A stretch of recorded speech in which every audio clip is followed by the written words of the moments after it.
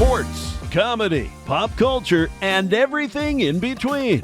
By idiots, for idiots. Welcome, sinners. This is Sports Idiot Nation. Welcome into Sports Idiot Nation. The NFL season starts Thursday, September 4th. However, today, of course, is May 15th, so we need to talk about it now, right? So we will naturally, Adam Marino joined by Miles Behind Enemy Lines. Sports Idiot Nation comes to you every Monday and Thursday with brand new episodes. Follow us as well on the social medias and all over the idiot universe. We are everywhere, and that's the way we like it. Now, lots to talk about. If you are in a cave living with Aaron Rodgers and you don't know what's going on, we are breaking news, and that's fine.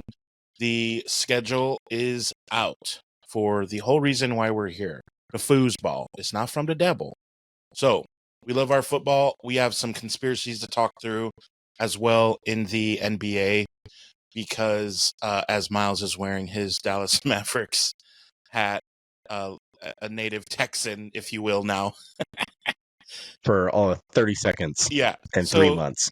So you were texting me before the show, and I was like, oh yeah, there's some Oh, this goes so deep, and it's one of those, you're listening to the big talking heads, and I think one of my favorites was listening to Jim Rome talking about, he's like, I am always the first one to jump out there and say all these tinfoil hatters, which you see on Idiot of the Week, they're morons. They will never have a place on my show or a part of my show. And he goes, but today, I don't know who's happier, tinfoil hatters or Nico Harrison, GM of the Dallas Mavericks. There is no less deserving GM than Nico for getting the first overall pick. And it's like, where do we even start with this? Like, from LeBron being on the program with McAfee talking about how he thought it was fixed that he got drafted by Cleveland, like literally talking about himself, and obviously with the Knicks with the Frozen. But okay, let me folder stop you. Now, yeah, go ahead. Go ahead. Because LeBron and Cleveland, they were bad. Well, and here's the thing too. Back in 2003, this is when every team had different odds, and Cleveland was the worst team. Cleveland had the best odds. Yeah. So it's like saying that there was conspiracy. It ain't 1.8%. They were up near 25%, if I recall, because I was like 12 when that happened. So that wasn't that fixed. But New York Knicks with Patrick Ewing, yes. Obviously, Chicago back in 2008 getting Derrick Rose, they had worse chance than Dallas by 0.1%. And interestingly enough, Chicago also had 1.7% chance. So I have a couple of Chicago Bulls buddies who really thought they were going to be the one. History was going to repeat itself, and they were going to get and they were a half court shot away from maybe getting it, because had Giddey not hit that half court shot, then the Bulls would have been in the spot the Mavs were with those odds. And it's, that big combination. It's not just a ball comes out and says, hey, it's the Mavericks logo. It's a combination of numbers, which you go into that, then it makes it harder because they have like these reporters there and someone from Ernst & Young, I think, who actually have family that works for them. Anyways, they're allegedly there and they're overseeing it. So there's no corruption, blah, blah, blah. It's still behind closed doors. They're still politicking their way through this. So seeing just how embedded this is becoming with these, like, this is interesting. How is this team suddenly getting it? And I think the one that we're really missing on, that I've only heard a few talking heads speak on, is how it seems to happen so much in the last 15 years that a team in a smaller market, now Dallas is a huge market, we get that, but a team, especially if it's somehow connected to AD, it seems in some way AD is always a part of this one way or another, that a team trades a big-time player to an LA team, whether it be the Lakers or the Clippers, or both the LA Lakers and Clippers, as we saw with Chris Paul, we'll talk about in a second, they magically get the number one overall pick. Why is that happening? Oh, is it because the commissioner is getting involved and saying, hey, if you deal this guy to help our ratings go up to one of the LA teams, notably the Lakers, we'll reward you by, fixing the lotto. So if you go back to 2012, Chris Paul from, I believe it was the Hornets, they were in New Orleans at the time. He gets dealt to the Lakers, gets denied, blah, blah, blah, whatever. There's, we could do a whole show on that trade itself and how it went down and how it didn't go down.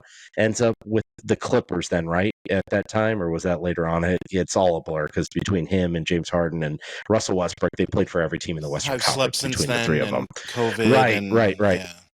But in any case, New Orleans magically gets rewarded with the first overall pick. Who is it? AD back in 2012. Fast forward 7 years, 2019. Who's involved now? AD, Brandon Ingram get traded from the Pelicans out to the Lakers. What happens? New Orleans gets the number 1 overall pick, Zion Williamson. Now, part-time, he's a Pelican.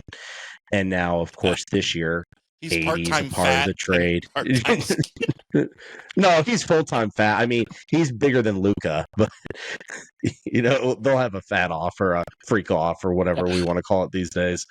with So Joey in any Chestnut. case, bring him pay out of for that on retirement, Netflix. baby. Yeah. You damn straight I would. Hulu. Max, whatever it might be. All the sporting events now on Max. We enjoy it. We're here for it. Anyways, cuts back on my cable bill. Moving on.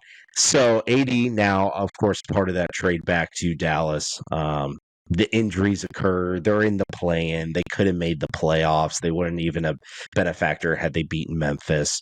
So, that kind of throws a wrench in the whole conspiracy thing. But at the end of the day, hey, you get the number 1 overall pick. But with Nico Harrison being so unpredictable, you assume he's going to take Cooper Flagg. I hope he takes Cooper Flagg. This whole thing is, I want to win now. Does an 18-year-old fit that narrative? I don't know. The other question, the Greek freak right here, I'm wearing my Greece soccer jersey that for some reason I have. I just do because I have random sports shit. But will he get traded to Dallas? I don't think that's feasible because who's going to eat Kyrie's mega contract? And that obviously Kyrie, he wouldn't trade Kyrie because the whole point is have the big three. But I don't know how that cap space would work. On top of that, it makes more sense if a team's going to make a move, it'd be San Antonio at 2. And I've got some thoughts about that on why I think Dylan Harper is actually a bad pick at number 2, but he's probably going to be the number 2 pick.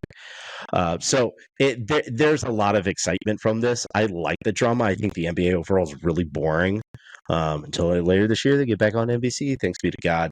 But this has caused some drama. Obviously, I'm in the thick of it now that I live near the Big D. It's fun for me. And a lot of people are actually talking about it. Even there's women at work talking about it right now, and it's fun. It makes life more fun for me because I'm surrounded by women, not just at home. Very excited. So we'll see what happens. We assume it's going to be Cooper Flagg. We don't know what's going to happen with the Greek freak.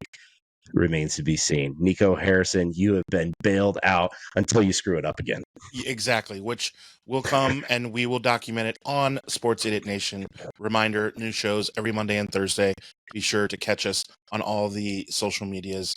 I want to shift gears because you have a newborn and you're not always able to, during the week, catch the breaking news, but I got a lot of it for football. So here we go. I will break the news to you and our many fans across the oceans, many oceans, which is where the NFL will be, across many oceans. So 7 international games will include that one again. Exactly. Will be 3 in England, with 1 each in Brazil, Germany, Spain, and Ireland. The first NFL regular season game in Ireland will feature Minnesota and Pittsburgh. Pittsburgh will just hike the ball to a running back, apparently, and run to foosball. I don't know what is happening yet. Not Aaron Rodgers. Now, here is what's interesting. Minnesota is very, I want to get into the NFC North a little bit. Minnesota is very intriguing to me. They are throwing this rookie. He got a redshirt year, basically, right?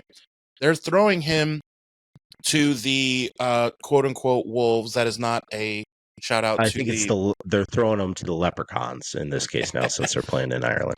Not only that, I'm about to give you something you don't know. Minnesota is not going to be in our states for 2 weeks in a row. They play 2 weeks in a row overseas. That is, to me, if I had a Brock Purdy in his first year and you told me that the 49ers were going to play in England and then Brazil, or, well, obviously not that far. It's not that. It's, across the pond that way. But still, that for 2 weeks, they have to deal with that, the scheduling and just all that, and being away that far from home. To me, that is absolute nuts. And Minnesota, Godspeed to you. And you're already in a tough division. I want to also talk through the Bears. They have with their schedule, it's the NFC North, man. As it's too early to tell, what do you say about the NFC North? We like playing that game. It's too early to tell. That's fine. I still absolutely expect it to be very, very good again this year. And for Minnesota, they are basically Canada's team. So Canada, I don't care where it's at. It's basically overseas to me because now that I live in the southern part of the United States, I'm nowhere near it. So it's funny that the league essentially screwed them over, even though Minnesota, with a redshirt rookie quarterback, should still be a contender. But I think Chicago actually does take a step up this year. We always throw shade at Chicago, and they deserve it. We said last year the Bears are making the playoffs this year with Caleb Williams. And no, until they win 5 games, I don't want to hear it. I think they actually might step up and win 6 or 7 this year. Maybe the Bears won't have their idiot of the year. Maybe that'd be a step up. Stevenson. The Stevenson. Yeah. But I do expect the Bears to win 1, maybe even 2 games of consequence this year. So I do think they'll beat Minnesota or Detroit on the road. Hell, maybe even steal one against Green Bay again. I mean, that matters. It starts early. Week 1, September 8th, Vikings at Bears on ABC's Monday Night Football.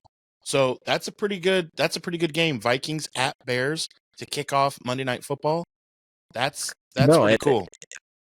I think the opener, week 1 in general, but the 4 primetime games to start and end the weekend are going to be great because of the Sunday night. Obviously, you had last year the Ravens Chiefs. That was a classic, and that game had consequences. It comes up, and now it's Ravens Bills, right? Yeah, and that's in Buffalo, isn't it? It is. I believe that game's in Buffalo.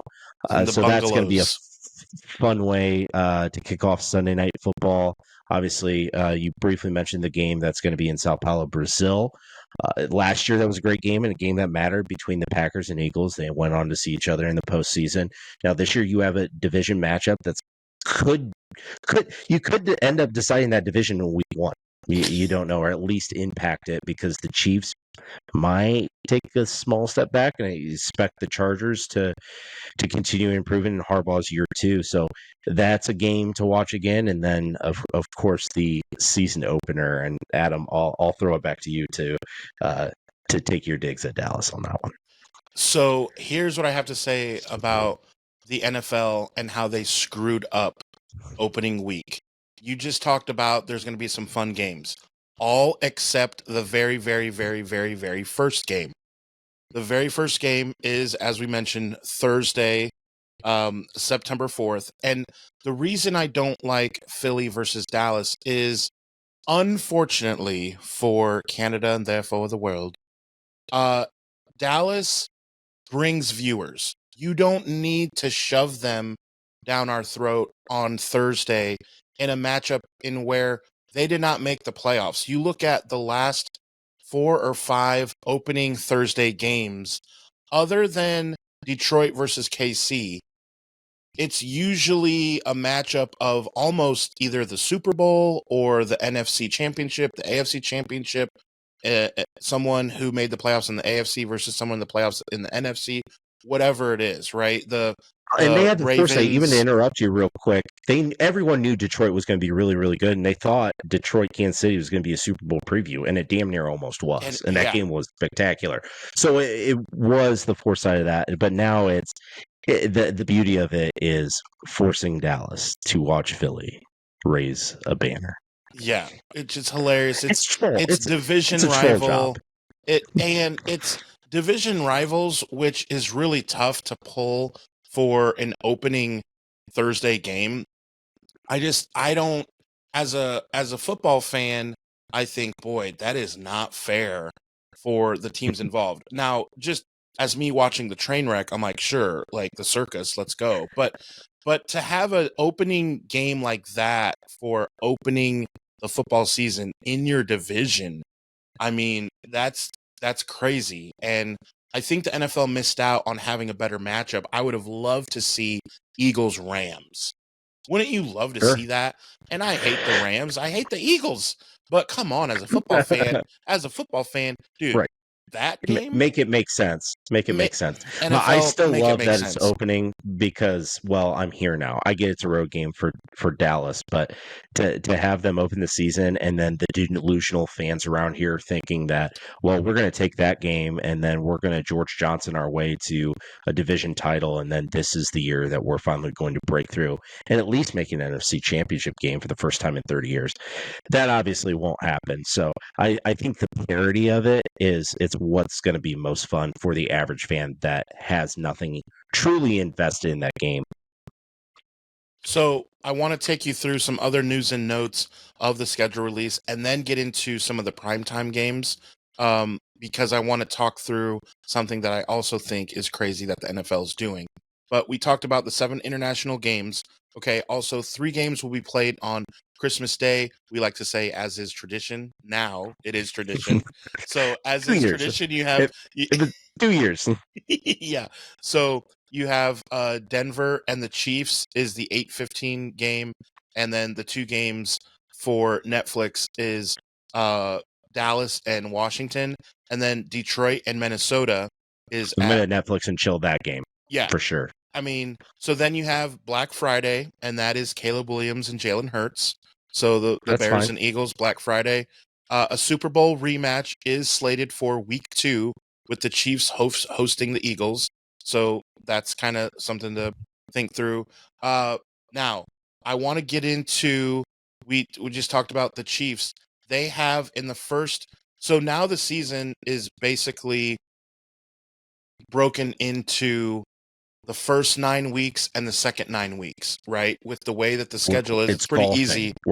We're golfing the front 9 and The back front. 9. So in the front 9, the Chiefs have a record 5 primetime games in the front 9. Now, here's what I'm saying.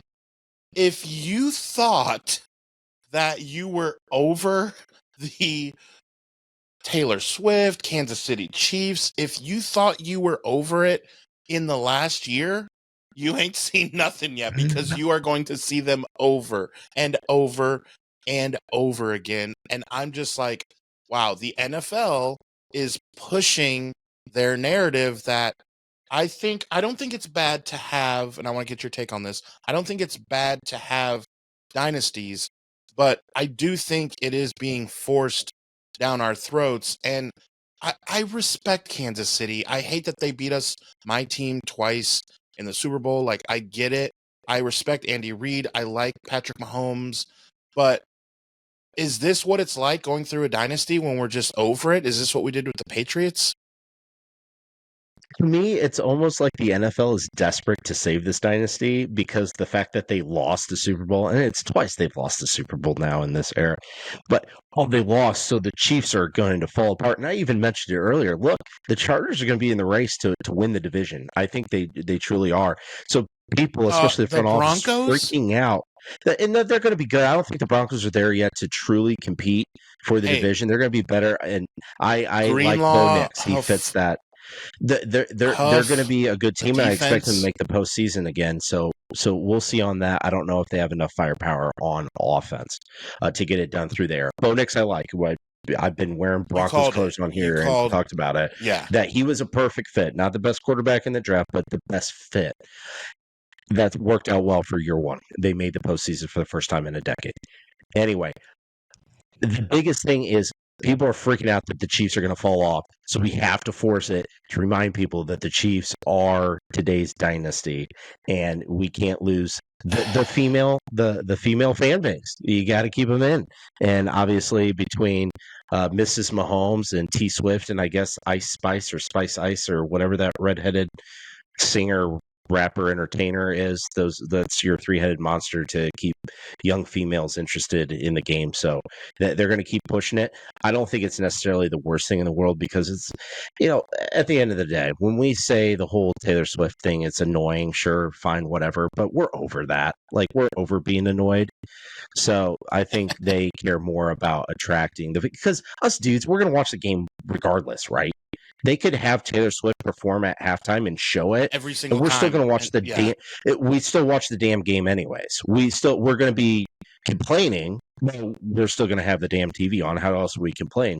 We have to know that's being played by it being the TV being on. So I think that's part of the move as well. And it's, again, if you get the females involved, you got more eyes on it. You're going to be making more money through advertising, so on. So I don't think it's the worst thing, but I think a lot of it is the desperation to keep the Chiefs relevant. It's like, come on, they're still relevant. Even if for some reason the Chargers do win the division, Chiefs are still going to make the playoffs. The Chiefs are still going to make a run in the postseason. At worst, they're going to be in the AFC Championship game because it's the law. For the last decade now that they have to be in the AFC Championship game. So again, it's more of the league forcing it. They'd be forcing it, but so be it. It's fine because they're what's happening now, and they want to keep it that way, and they'll keep driving on to keep the ladies interested. Right. So with that, let's go over a couple marquee matchups. The reason I don't want to get into Thursdays is I agree with 99% of the players and coaches with not wanting to play Thursday. You don't get enough time to prepare. You're sore. You don't get the best ball.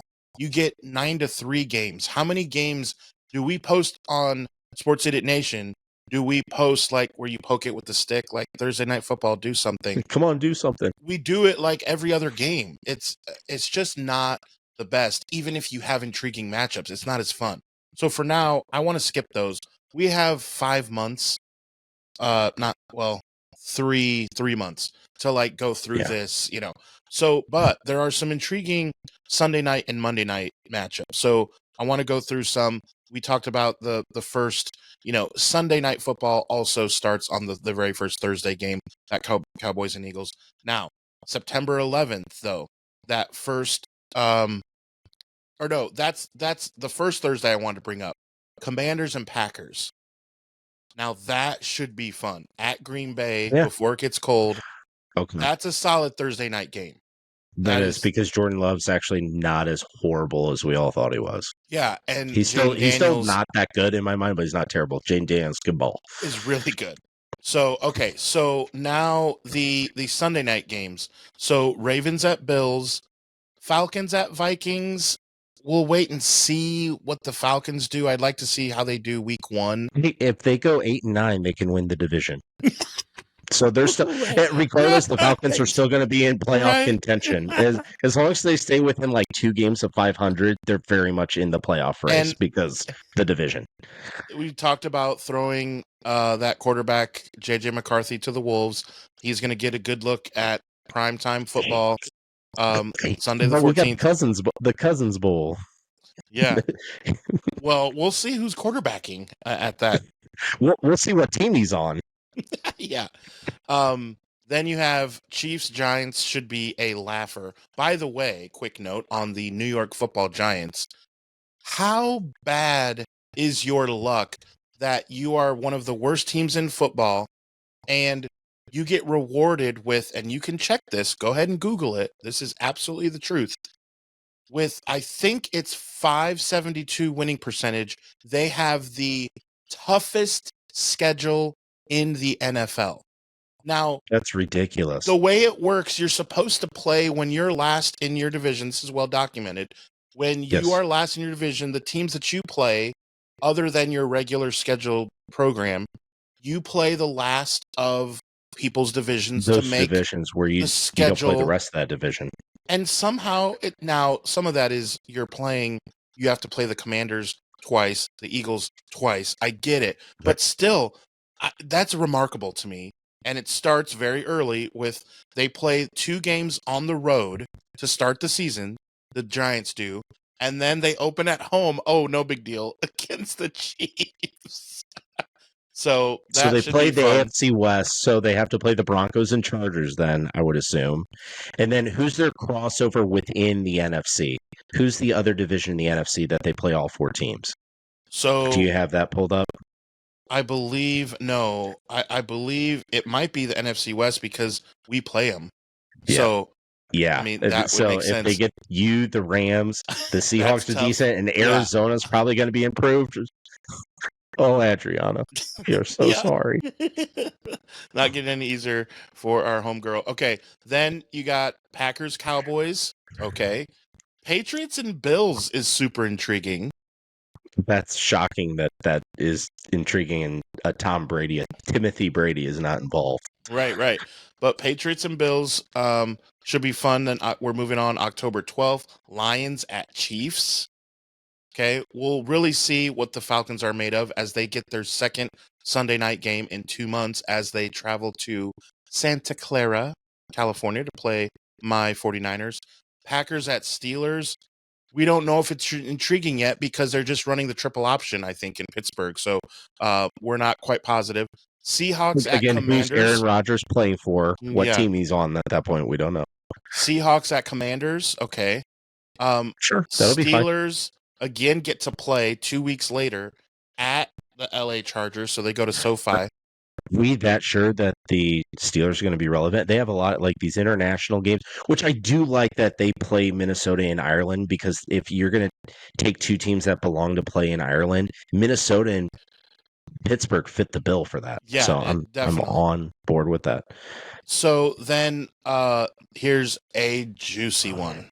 You ready for this? This will be a huge show.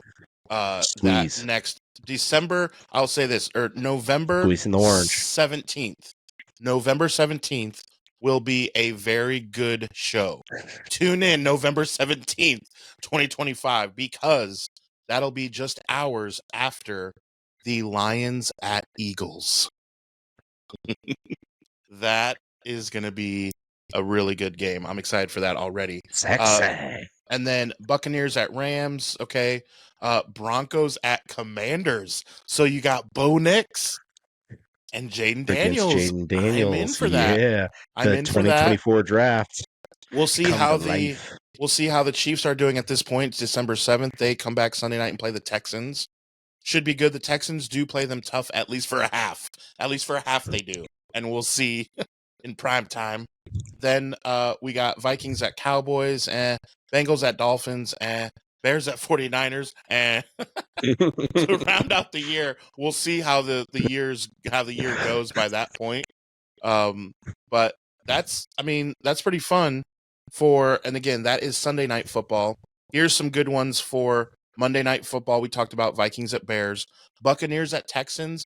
That can be a pretty good football game. Sure. Like a solid, both teams should very much be in contention for the division, or at least both teams really should win their division. We'll see what Atlanta does, but Houston and Tampa both should be 4 seeds. Chargers at Raiders, September 22nd, Lions at Ravens. That is okay. It's a really good game. Can you give me that date again? I need to write that one down as well. Yeah. Lions at Ravens is Monday Night Football, September 22nd. MNF SEP 22. And of course, I don't have to take note. That's a Monday. You said it was Monday night. Yes, football. That is a Monday Night Football. Got it. Is planning the Bachelorette, I would assume. Okay, got it. All right, good. Noted. That one's solid. Bengals at Broncos has a chance. I don't know if the Bengals are stopping anybody. Hendrickson is upset. I don't know if he's going to play there. Drafted that way. We'll see if they do anything. Stick. Get the stick me in mouth. Now, come on, Bengals. I am excited to see next October 6th, Chiefs at Jaguars, because I want to see. By then, we can see Travis Hunter in his full Travis Hunter and see how that's going. And against the Chiefs, like I'm kind of in for that. As long as he's not broken by then. Yeah, he broke in half. 2 ways in the NFL. Yeah, 800 plays per game. Bills at Falcons. I'm not sold necessarily on that one. Bears and Commanders. We'll see if a Hail Mary comes up. And then Bucks at Lions could be good. Texans Seahawks could be good. Commanders at Chiefs, October 27th. Commanders at Chiefs, I'm in for. Cardinals at Cowboys, Very lame. Yeah. Eagles at Packers. Okay, I'm back in. Okay. They sucked me back Yeah. in. All right. Sao Paulo game last year. Sure. And then you're going to lose everyone because next it's Panthers at 49ers. That's a laugher. I'm not even interested, and I'm a fan. Bryce Young. Bryce Young. Yeah. Then who's smaller, Bryce Young or Brock Purdy? We'll see. Giants at Patriots. Eagles at Chargers. I am intrigued for Eagles at Chargers. We'll watch. We'll watch. Dolphins and Steelers. Now a game I will be in attendance, maybe interviewing some people. Monday, December 22nd, 49ers at Colts. A laugher, but hey, I'm going because I live close. And then Rams at Falcons. So there are some definitely juicy matchups. I'm excited to talk through the next 3 months on what players get hurt. What's that breaking news? Game of the year, I believe, week 15, December 14th, 49ers Titans. Is that right? Is that right? I don't believe my ears. Oh my God. I was going to wait for Monday when we talk to TI, but we do have to work something out. Forget that guy. We do have to work something out. I'm calling my shot right now that we win by double digits, and that'll be the bet. And so I'll give TI 10 points, and then we'll figure out what the bet is. We'll figure out if we'll be in person. We'll figure that out. Stay tuned. But December 14th will be very fun for all of us to talk through. I'm very excited for that too. The group chat was lit when earlier last night when all the things were coming through. I was texting you guys, December 14th. Sports, it's like Christmas comedy, came early. Pop culture, and everything in between. Christmas By idiots, for idiots. Yeah, exactly. Welcome, sinners. This is Sports like I said, Idiot be sure Nation. to follow Sports Idiot Nation on every social medias, wherever you get your social medias. Also, we are part of the Idiot Verse. There's Titans Idiot Nation. He is our godfather. We have Turtles Idiot Nation. That is super fun. Wrestling Idiot Nation, Racing Idiot Nation, Gridiron, which Gridiron is going to be pumped up huge now because we're really getting into the nitty gritty of football. Pumping iron. I see what you did there. Gridiron, pumping it. And then, of course, Hoops, puck. Yeah, hoops and puck. What the puck? So getting into the nitty gritty of hockey too. Yeah, your fellow puck heads. So Dallas Stars. Dallas Stars. So stay tuned. We got more football and basketball to talk to this coming Monday as the playoffs start to round out and talk through. I want to talk through injuries and what that does to the playoffs. I want to talk through shortening the season, what that could look like. Because when you have Ja Morant, Steph Curry, Jason Tatum, these guys get hurt and just done for the playoffs pretty much. You just wonder, as hard as these guys are playing in freaks of nature, that do you want them injured? I know injuries are part of the game, but so that's something we'll talk through on Monday. Again, follow Sports Idiot Nation wherever you get your social media, and we will see you Monday. I'm exhausted. Okay, all you sinners, follow Sports Idiot Nation on TikTok, X, and Instagram. Like us on Facebook, and remember, the most fun way to watch us is on YouTube every Monday and Thursday. Be sure to hit the notification bell so you can be updated when new content drops.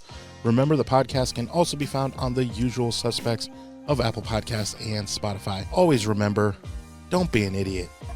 Sinner.